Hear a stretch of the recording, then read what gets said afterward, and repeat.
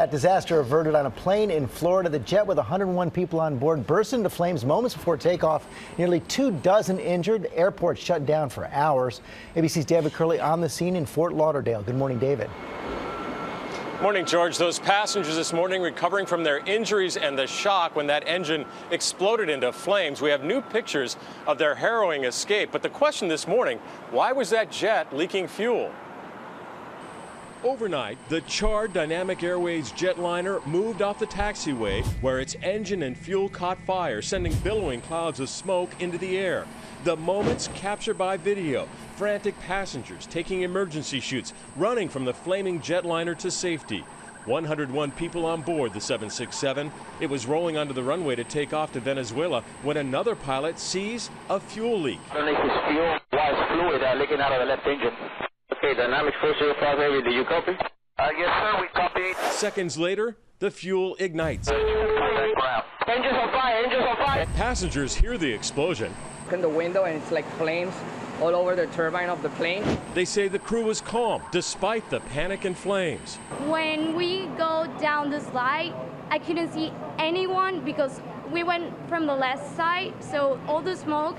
21 injured, most when they were evacuating. Soon after the flames were extinguished, the engine was being examined. A small leak found between the engine and the wing. This morning, an NTSB team arrives to determine why the jet was leaking fuel just after leaving the gate.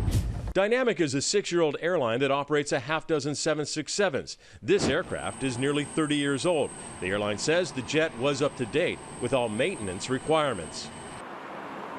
Included in one of those maintenance requirements was an order about a fuel pump inside the wing. Dynamic says it had agreed to that order and had taken care of all that information.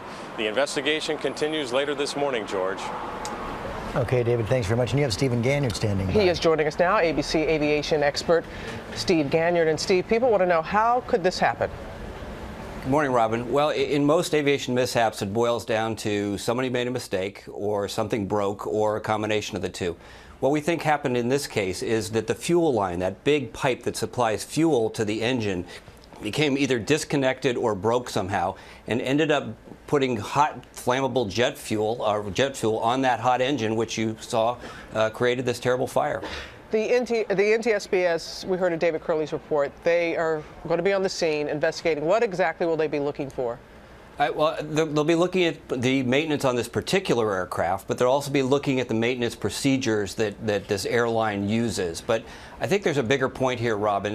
You know, when people, I can't speak to this airline, but when people buy a highly discounted airline ticket on an airline they've never heard of before, they have to understand that that airline's probably discounting things like maintenance and crew training as well. And therefore, it's probably discounting your personal safety as well. All right, Steve, thank you very much. Unfortunately, people were able to get down the chutes. There were some injuries, and hopefully everybody will make a full recovery. We do hope that, Robin.